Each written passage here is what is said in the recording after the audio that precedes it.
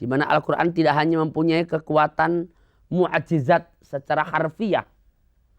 Di mana orang-orang kafir pada waktu itu tidak sanggup satupun untuk melawan, membuat tandingan seperti Al-Quran. Orang-orang Arab itu biasanya tukang bikin syair, tukang bikin sajak. Orang-orang Arab yang paling pintar sekalipun dikumpulkan, suruh bikin syair, bikin sajak secara harfiah yang sama dengan Al-Quran. Nggak sanggup, sentuhannya seperti sentuhan kitab suci.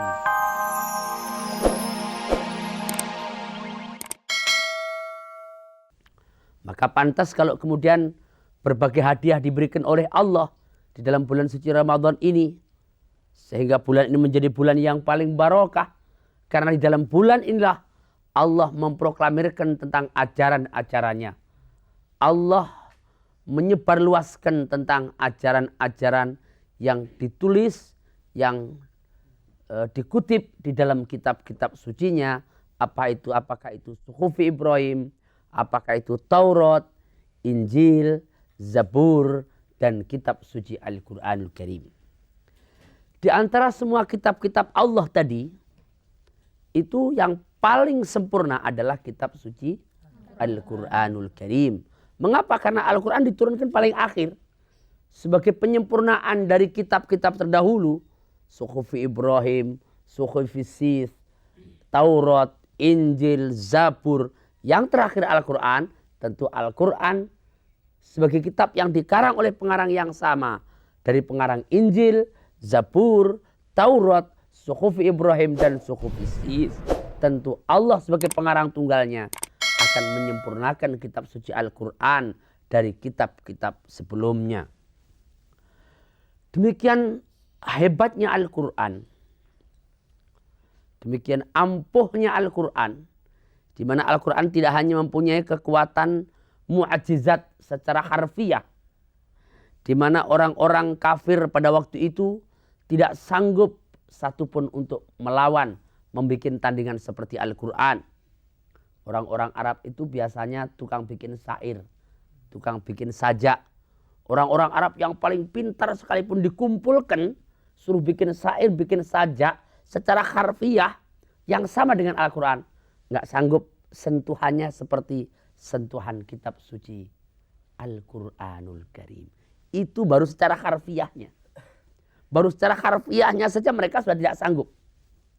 Sampai diterangkan dalam Al-Quran, apalagi kalau kemudian kita bicara soal isinya, soal kandungannya, soal hikmah yang terdapat di dalamnya. Di Al-Quran itu ada harfiahnya, kemudian ada maknanya, ada muradul makna, kemudian ada hikmatul makna. Tidak sekedar harfiah saja, tapi harfiah, ada makna harfiah, ada muradul makna, makna harfiah, dan ada muradul makna keseluruhan, dan ada hikmah. Hikmah itu sesuatu ilmu yang sangat rahasia. Ilmu yang tidak bisa dikategorikan dalam ilmu rasional saja. Tetapi ada di balik kekuatan itu. Misalnya saja Sayyidina Umar radhiyallahu anhu. Itu masuk Islam oleh karena mendengar bacaan Al-Quran. Tidak kurang di alam dunia ini orang yang begitu tersentuh oleh Al-Quran terus baca syahadat dengan sendirinya. Tahu, asyhadu an la ilaha illallah. Tahu begitu. Dan sahabat Umar sendiri orang yang paling antipati dengan Islam. Kalau dengar orang azan langsung dipedang hunus, dipenggal leher orang yang azan itu. Begitu mendengar saudara perempuannya membaca Al-Quran, tunduk hatinya. Ini pasti bukan karangan manusia ini. Langsung masuk ke dalam agama Islam. Gini Kiai, Al-Quran itu kan diturunkan sebagai petunjuk bagi umat manusia semuanya ini. Sehingga Al-Quran itu tidak hanya wajib dibaca tapi juga diamalkan dengan perbuatan. Kemudian bagaimana dengan adanya MTQ begitu? Apakah itu juga merupakan suatu pengamalan ataukah hanya seni belaka gitu? Ya. MTQ yang kepanjangan dari Musabaqah Tilawatil Quran, ya. Dalam Al-Quran ada kalimat wa idza tutla alaihim ayatuna, ya, zadathum imana. Jadi mengapa tidak musabaqah qiraatul Quran?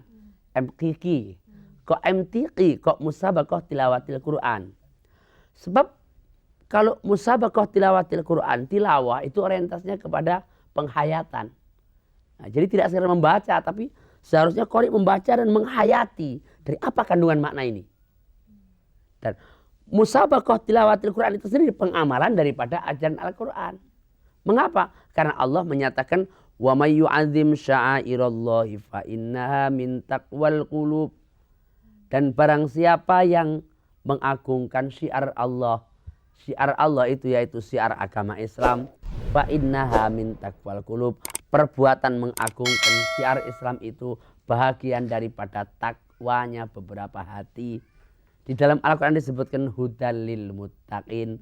Al-Quran itu petunjuk bagi orang-orang yang bertakwa kepada Allah Subhanahu wa ta'ala. Jadi MTQ asal niatnya benar, li ta'zimi syiarillah, maka itu termasuk bagian daripada pengamalan ajaran-ajaran kitab suci Al-Quranul Karim.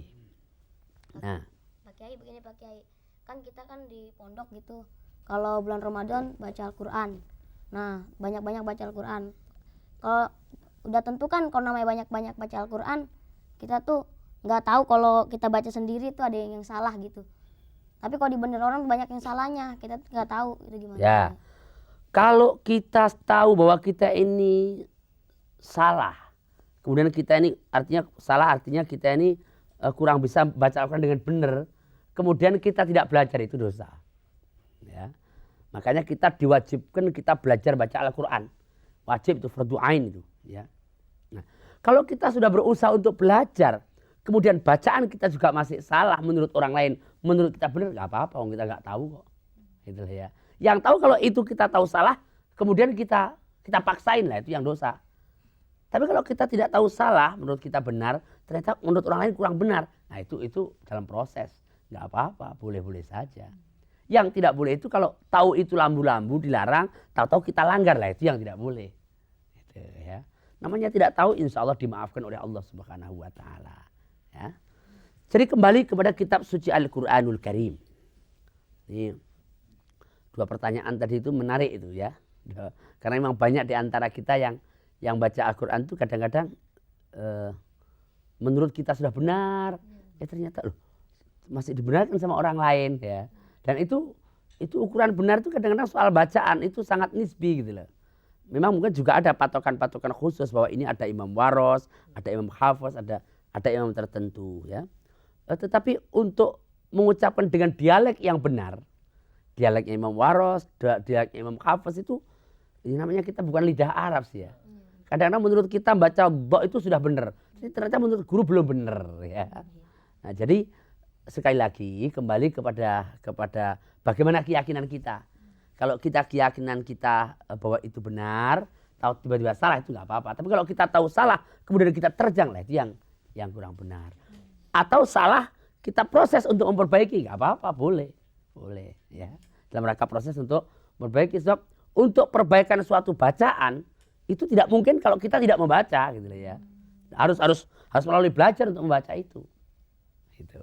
Sekarang begini, Yai, kalau sekarang umpamanya ada imam, ya, imam ini dalam bacaannya tidak fasih gitu, bahkan salah ya, makhrajnya gitu. Tapi kita sudah menegur, tapi dia tidak berusaha untuk memperbaiki kesalahannya itu. Dia tetap aja dengan pendiriannya. Apakah kita masih wajib untuk mengikuti imam tersebut dalam sholat? Ya, kalau kita tahu bahwa imam itu salah betul, artinya salahnya itu sampai merubah kepada makna, kita tidak wajib untuk mengikuti imam itu. Malah berdosa kalau kita mengikuti imam itu.